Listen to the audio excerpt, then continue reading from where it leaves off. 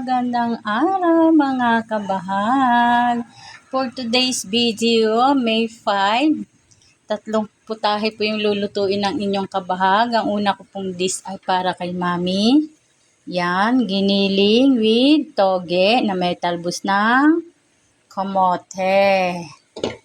Yan po yung kay Mami. Tapos mamaya po, yan yung ampalaya, igigisa ko na. Prepare na po ako ng bawang at sibuyas.